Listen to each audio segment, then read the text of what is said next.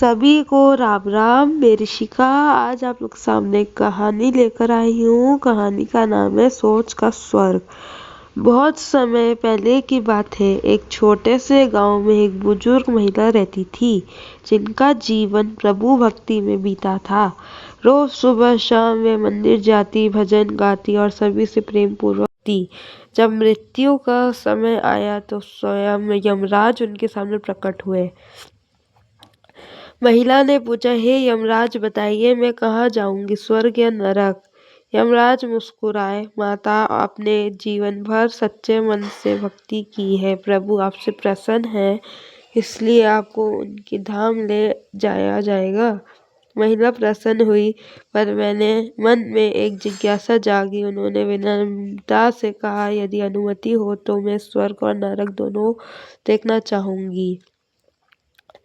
मैंने इनके बारे में बहुत सुना है पर देखा नहीं। यमराज बोले, आपकी भक्ति के कारण ये इच्छा भी पूरी होगी। सबसे पहले वे उन्हें नरक ले गए। वहाँ का दृश्य भयावह था।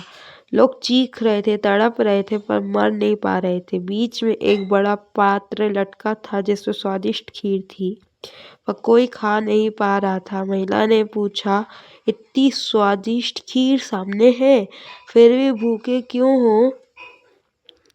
एक व्यक्ति बोला, माँ, हमारे पास लंबे चमचे हैं पर बर्तन इतना ऊंचा है कि कोई स्वयं नहीं खा सकता। महिला के हृदय में करुणा उमड़ आई।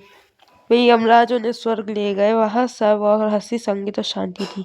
पर हैरानी की बात, वहाँ भी वही ऊंचा बर्तन था, वही खीर, वही चम्मचे, लेकिन लोग भूखे नहीं थे, सब प्रसन्न थे। महिला ने आश्चर्य से पूछा, यह कैसे संभव है? एक वृद्ध व्यक्ति मुस्कुराया, माता, फर्क केवल सोच का है। नरक में लोग केवल अपने लिए खाना चाहते थे, पर यहाँ हम एक दूसरे को खिलाते हैं। जो दूसरे को तृप्त करता है वही स्वयं तृप्त होता है। यही स्वर्ग का रहस्य है। महिला की आंखें नम हो गई। उन्हें समझा आ गया, प्रभु ने सबको समान परिस्थिति दी है, पर केवल दृष्टिकोण और सहयोग का होता है।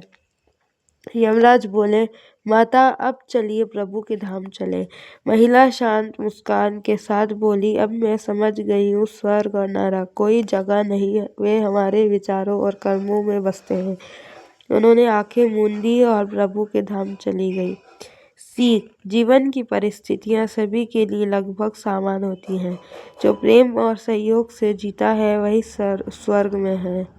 जो स्वार्थ में उलझा रहता है वह नरक में। दूसरों की मदद ही सच्ची भक्ति है, यही सोच का स्वर्ग है।